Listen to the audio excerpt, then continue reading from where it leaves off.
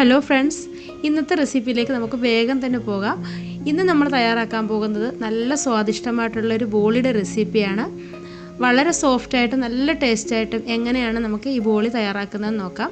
അപ്പോൾ എല്ലാവരും video skip ചെയ്യാതെ കാണുക. നമുക്ക് വീഡിയോയിലേക്ക് പോകാം.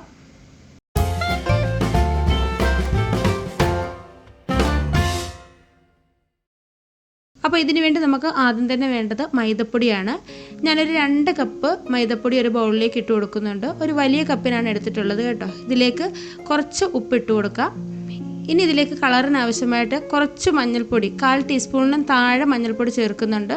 ഒരുപാട് മഞ്ഞൾപ്പൊടി ചേർക്കരുത്, കാരണം ഒരുപാടായി കഴിഞ്ഞാൽ ചെറിയൊരു ചുവ വരാൻ ചാൻസ് ഉണ്ട്. നമ്മുടെ കയ്യിൽ യെല്ലോ ഫുഡ് കളർ ഉണ്ടെങ്കിൽ ഒരു ലേശം ചേർത്ത് കൊടുത്താലും മതിയാവും കേട്ടോ. ഇനി ഇതെല്ലാം കൂടി നന്നായിട്ട് കൈകൊണ്ട് തന്നെ ഒന്ന് മിക്സ് ചെയ്ത് കൊടുക്കാം. എന്നിട്ട് കുറേശ്ശെ വെള്ളം ഒഴിച്ചിട്ട് നന്നായിട്ട് ഇതൊന്ന് കുഴച്ചെടുക്കണം. കുറച്ച് ലൂസായിട്ട് വേണം നമ്മളിത് കുഴച്ചെടുക്കാൻ. ചപ്പാത്തി മാവിൻ്റെ കൂട്ടല്ല, ചപ്പാത്തി മാവിനേക്കാൾ കുറച്ച് ലൂസായിട്ടൊന്ന് കുഴച്ചെടുത്തിട്ട് വരാം.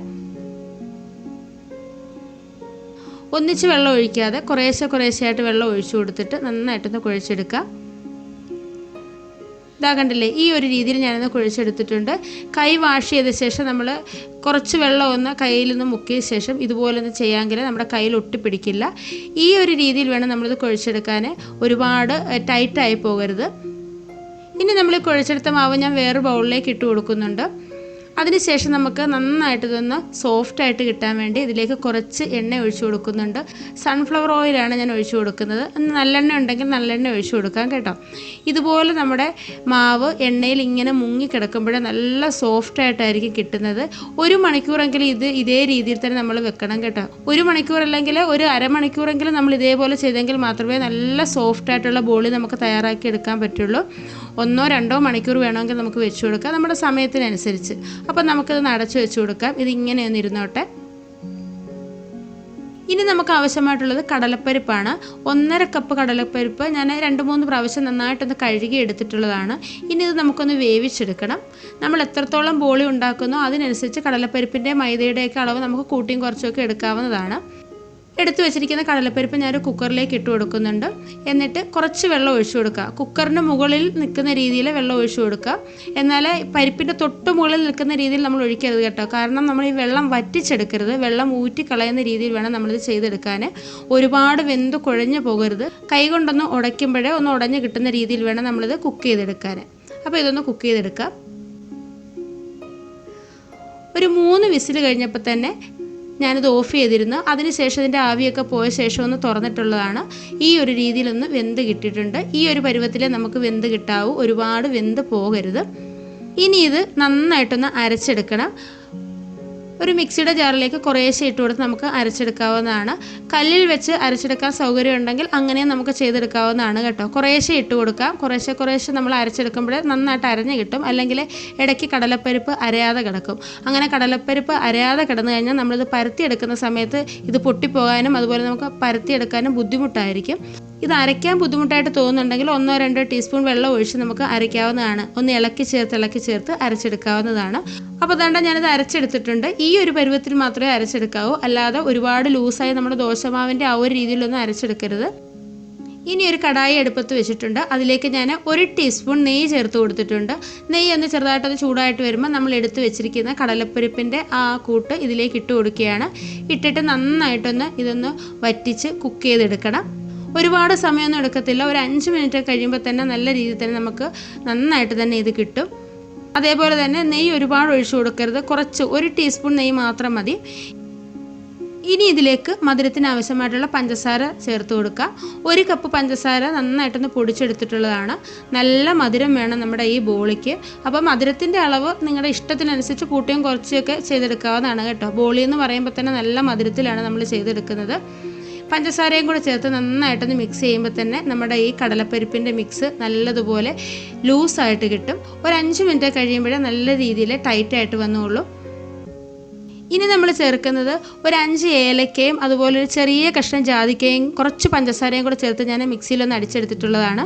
ജാതിക്ക വളരെ കുറച്ച് മാത്രമേ ചേർക്കാവൂ, ഒരു ചെറിയ കഷ്ണം മാത്രമേ ചേർക്കാവൂ കേട്ടോ. നല്ലൊരു ഫ്ലേവറിന് വേണ്ടിയാണ് നമ്മൾ ഏലക്കയും ജാതിക്കയും കൂടെ ഇതിലേക്ക് പൊടിച്ച് ചേർത്ത് കൊടുക്കുന്നത്. ജാതിക്ക ഇല്ലെന്നുണ്ടെങ്കിൽ ഒരു കഷ്ണം ജാതിപത്രി മതി, അത് ചേർത്ത് കൊടുത്താലും മതി കേട്ടോ. അപ്പോൾ ഇനിയും കൈവിടാതെ നന്നായിട്ടൊന്ന് ഇളക്കി ചേർത്ത് കൊടുക്കുക. ഒരു 2-3 മിനിറ്റ് കഴിഞ്ഞപ്പോൾ തന്നെ ഈ ഒരു രീതിയിൽ നല്ല രീതിയിൽ ടൈറ്റായിട്ട് വന്നിട്ടുണ്ട്. 1 മിനിറ്റ് കൂടി ഒന്ന് ഇളക്കി ചേർത്ത് കൊടുത്ത ശേഷം നമുക്ക് സ്റ്റൗ ഓഫ് ചെയ്യണം. അപ്പോൾ ഇതൊന്ന് തണുത്ത് വരുമ്പോൾ കുറച്ചുകൂടി ഇത് ടൈറ്റായിട്ട് വരും. തണുത്തതിന് ശേഷം മാത്രമേ നമുക്കിത് ഉപയോഗിക്കാൻ പറ്റുള്ളൂ. അപ്പോൾ 1 മിനിറ്റ് കൂടി ഒന്ന് ഇളക്കി ചേർത്ത് കൊടുത്തിട്ട് ഞാൻ സ്റ്റൗ ഓഫ് ചെയ്യുകയാണ്. അപ്പോൾ നമ്മുടെ കടലമാവൊക്കെ ഒന്ന് തണുത്ത് വരട്ടെ. ഇപ്പോൾ 1 മണിക്കൂർ കഴിഞ്ഞിട്ടുണ്ട്. നമ്മുടെ മൈദ കുഴച്ച് വെച്ചേക്കുന്നത് എന്തായെന്ന് നോക്കാം. നല്ല രീതിയിലാണ്, കണ്ടില്ലേ, സോഫ്റ്റായിട്ട് വന്നിട്ടുണ്ട്. നമുക്ക് ഇതിൽ നിന്ന് എണ്ണയൊക്കെ മാറ്റാവുന്നതാണ് കേട്ടോ. ഇത് നമ്മൾ മാവൊന്ന് നല്ലതായിട്ട് സോഫ്റ്റ് ആകാൻ വേണ്ടിയാണ് എണ്ണ ഇതേപോലെ ഒഴിച്ചു കൊടുത്തേക്കുന്നത്. ഇനി നമുക്ക് എണ്ണയുടെ ആവശ്യമൊന്നുമില്ല. ഇത് ഞാൻ ചെറിയൊരു ബൗളിലേക്ക് മാറ്റുന്നുണ്ട്. അപ്പോൾ അതാണ്ട് കൈ കൊണ്ട് ഞാൻ ഒന്നുകൂടി ഒന്ന് ചെറുതായിട്ടൊന്ന് മിക്സ് ചെയ്ത് കൊടുക്കുന്നുണ്ട്. അതിനുശേഷം നമുക്കിത് ചെയ്തെടുക്കാം. ഇപ്പോൾ നമ്മുടെ കടലപ്പരിപ്പൊക്കെ നന്നായിട്ട് തണുത്ത് വന്നിട്ടുണ്ട്. ഇനി കുറച്ച് മാവ് ഇതേപോലെ കയ്യിലെടുത്തിട്ട് ഇതേ രീതിയിലൊന്ന് ഉരുട്ടിയെടുക്കണം. ചെറിയ ചെറിയ ബോൾസായിട്ട് നമുക്ക് ഈ കടലമാവെല്ലാം നന്നായിട്ടൊന്ന് ഉരുട്ടിയെടുക്കാം. ഇത്രയും ഞാൻ ബോൾസാക്കി വെച്ചിട്ടുണ്ട്. ബാക്കി നമുക്ക് പിന്നീട് ചെയ്യാം. ബാക്കിയുള്ള മാവ് നമ്മൾ അടച്ചു വെച്ച് കൊടുക്കണം, നമ്മൾ തുറന്ന് വെക്കരുത്, കാരണം നന്നായിട്ട് ഇത് ഡ്രൈ ആയി പോകും. അപ്പോൾ നമുക്ക് പരത്തിയെടുക്കാനൊക്കെ ബുദ്ധിമുട്ടായിട്ട് വരും കേട്ടോ. ഇനി നമ്മൾ എടുത്തു വെച്ചിരിക്കുന്ന മൈദയിൽ നിന്നും കുറച്ച് ഇതേപോലെ എടുത്തിട്ട് കൈ കൊണ്ട് ദാണ്ട് ഇതുപോലൊന്ന് പരത്തി കൊടുക്കുക. അതിനുശേഷം ഈ കടലമാവിൻ്റെ ഒരു ബോൾ ഇതിലേക്ക് എടുത്ത് വെച്ച് കൊടുത്തിട്ട് നന്നായിട്ട് കവർ ചെയ്ത് കൊടുക്കുക. ഇതേ രീതിയിൽ ബാക്കി ഭാഗം നമുക്കിതുപോലെ കട്ട് ചെയ്തിട്ട് ഒന്നുകൂടി ഞാനിതൊന്ന് ഷേപ്പാക്കി എടുക്കുന്നുണ്ട്. അപ്പോൾ ഇനി നമുക്കിത് പരത്തിയെടുക്കുകയാണ് ചെയ്യുന്നത്. നമ്മളിതെല്ലാം ഇതേ രീതിയിൽ ചെയ്ത് വെച്ചിട്ട് ലാസ്റ്റ് പരത്തിയെടുക്കാനായിട്ട് നിൽക്കരുത്. നമ്മളിത് ചെയ്തെടുക്കുന്ന അന്നേരം തന്നെ നമ്മളിത് പരത്തുകയും ചുട്ടെടുക്കുകയും എല്ലാം ഒരേ രീതിയിൽ തന്നെ ചെയ്യണം കേട്ടോ. ഒരുപാട് നേരം നമ്മൾ വെച്ചിരുന്നാൽ അത് ഡ്രൈ ആയി പോവുകയും ചെയ്യും, അതുപോലെ സോഫ്റ്റായിട്ട് കിട്ടത്തുമില്ല. അപ്പോൾ ഞാൻ കൗണ്ടർ ടോപ്പിലേക്ക് കുറച്ച് അരിപ്പൊടിയാണ് ഇട്ട് കൊടുക്കുന്നത്. അരിപ്പൊടി ഇട്ട ശേഷം നമ്മളിത് പരത്തിയെടുക്കാമെങ്കിൽ നല്ലൊരു ഗ്രിപ്പ് കിട്ടും. അപ്പോൾ പെട്ടെന്ന് തന്നെ ഇത് പരന്ന് കിട്ടുകയും പൊട്ടിപ്പോകാതെ തന്നെ കിട്ടുകയും ചെയ്യും. കണ്ടില്ലേ, അരിപ്പൊടി ആയതുകൊണ്ട് തന്നെയാണ് നമുക്ക് പെട്ടെന്ന് ഇതേ രീതിയിൽ പരത്തിയെടുക്കാൻ കഴിയുന്നത്. ചപ്പാത്തിക്ക് പരത്തുന്നത് പോലെ തന്നെ നമുക്കിത് പരത്തിയെടുക്കാം. ഒരുപാടങ്ങ് തിന്നാക്കരുത്. ഈ ഒരു രീതിയിൽ നമ്മളിത് പരത്തിയെടുത്തിട്ടുണ്ട്. എന്നിട്ട് ബാക്കി വരുന്ന ആ പൊടിയൊക്കെ ഇതേപോലെ ഒന്ന് തട്ടിക്കളയാവുന്നതാണ്. ഇനി നമുക്കിത് ചുട്ടെടുക്കാം. പാൻ മീഡിയം ലെവലിലൊന്ന് ചൂടായിട്ടുണ്ട്. അതിലേക്ക് നമുക്ക് ഇട്ട് കൊടുക്കാം. ചെറിയ രീതിയിൽ ഒരു വശം ഒന്ന് വെന്ത് വന്നപ്പോൾ ഞാൻ തിരിച്ചിട്ട് കൊടുത്തിട്ടുണ്ട്. ഇനി അതിൻ്റെ മുകളിലേക്ക് നമുക്ക് കുറച്ച് നെയ്യ് ഇതേപോലെ ഒന്ന് ബ്രഷ് ചെയ്ത് കൊടുക്കണം. നെയ്യൊക്കെ ചേർത്ത് നമ്മളിത് ഉണ്ടാക്കുമ്പോൾ നല്ലൊരു ടേസ്റ്റാണ് കേട്ടോ. അതുപോലെ തന്നെ നല്ല സോഫ്റ്റായിട്ട് കിട്ടുകയും ചെയ്യും. നെയ്യും എണ്ണയും കൂടി മിക്സ് ചെയ്തിട്ട് അങ്ങനെയും നമുക്ക് ചെയ്തെടുക്കാവുന്നതാണ്. തിരിച്ചിട്ട് കൊടുത്തിട്ട് മറു സൈഡ് നമുക്ക് ഇതേപോലെ നെയ്യൊന്ന് ബ്രഷ് ചെയ്ത് കൊടുക്കാം. എന്നിട്ട് 2 സൈഡ് നല്ല രീതിയിൽ ഒരു ഗോൾഡൻ കളറാവുന്ന ആ ഒരു രീതിയിൽ നമുക്കൊന്ന് കുക്ക് ചെയ്ത് കൊടുക്കാം. ഇതേ രീതിയിലൊന്ന് അമർത്തി കൊടുത്താൽ മതി. കണ്ടില്ലേ, ഒരു സൈഡ് ഈ ഒരു രീതിയിലായിട്ടുണ്ട്. മറു സൈഡ് നമുക്ക് നല്ല രീതിയിലൊന്ന് ആക്കിയെടുക്കാം. പെട്ടെന്ന് തന്നെ ചെയ്തെടുക്കാവുന്നതാണ്. ചപ്പാത്തിയൊക്കെ ചുടുന്നത് പോലെ തന്നെ നമുക്ക് ചെയ്തെടുക്കാവുന്നതാണ്. അടുത്തത് ഞാൻ ഇതേപോലെ തന്നെ ചെയ്തെടുക്കുന്നുണ്ട്. കുട്ടികൾക്കായാലും മുതിർന്നവർക്കായാലും ഒക്കെ ഒരുപാട് ഇഷ്ടമുള്ള ഒരു കാര്യമാണ് ഈ ബോളി എന്ന് പറയുന്നത്. ഈ ബോളി നമ്മൾ പാൽപ്പായസത്തിൻ്റെ കൂടെയോ അല്ലെങ്കിൽ സേമിയ പായസത്തിൻ്റെ കൂടെയോ നമുക്ക് കഴിക്കാവുന്നതാണ്. പായസമൊന്നും ഇല്ലെങ്കിൽ തന്നെ ഈ ബോളി തന്നെ കഴിക്കാനും നല്ല ടേസ്റ്റാണ്. അപ്പോൾ അതാണ്ട് അടുത്തത് ഞാൻ ഉണ്ടാക്കി എടുത്തിട്ടുണ്ട്. ഇതേ രീതിയിൽ തന്നെ നമുക്ക് ബാക്കിയുള്ളതെല്ലാം പെട്ടെന്ന് തന്നെ ഒന്ന് തയ്യാറാക്കിയെടുക്കാം. അപ്പോൾ കണ്ടല്ലേ, നമ്മുടെ സൂപ്പർ ടേസ്റ്റിലുള്ള ബോളി ഇവിടെ തയ്യാറാക്കിയിട്ടുണ്ട്. നല്ല സോഫ്റ്റ് ബോളിയാണ്. അതിൻ്റെ കൂടെ നമ്മൾ എടുത്തേക്കുന്നത് സേമിയ പായസമാണ്. സേമിയ പായസമായാലും പാൽപ്പായസമായാലും നമുക്കിതിൻ്റെ കൂടെ കഴിക്കാവുന്നതാണ്. അപ്പോൾ സദ്യയിലൊക്കെ കിട്ടുന്ന നമ്മുടെ സ്വീറ്റ് ബോളി നമുക്ക് വീട്ടിൽ തന്നെ ഇതേ രീതിയിൽ തയ്യാറാക്കി എടുക്കാവുന്നതാണ്. അപ്പോൾ എല്ലാവരും ഇതുപോലെ ഒന്ന് തയ്യാറാക്കി നോക്കുക. എന്നിട്ട് നിങ്ങളുടെ അഭിപ്രായങ്ങളൊക്കെ അറിയിക്കുക. അപ്പോൾ ഇന്നത്തെ വീഡിയോ എല്ലാവർക്കും ഇഷ്ടമായിട്ടുണ്ടെന്ന് വിചാരിക്കുന്നു. വീഡിയോ ഇഷ്ടമായിട്ടുണ്ടെങ്കിൽ ലൈക്ക് ചെയ്യാനും ഷെയർ ചെയ്യാനും കമൻറ്റ് ചെയ്യാനും അതേപോലെ തന്നെ ചാനൽ സബ്സ്ക്രൈബ് ചെയ്യാതെ ആരെങ്കിലും കാണുന്നുണ്ടെങ്കിൽ ഒന്ന് സബ്സ്ക്രൈബ് ചെയ്ത് സപ്പോർട്ട് ചെയ്യാനും മറക്കരുത്. അപ്പോൾ നമുക്ക് അടുത്തൊരു വീഡിയോ ആയിട്ട് വളരെ പെട്ടെന്ന് തന്നെ കാണാം. അതുവരേക്കും ബൈ.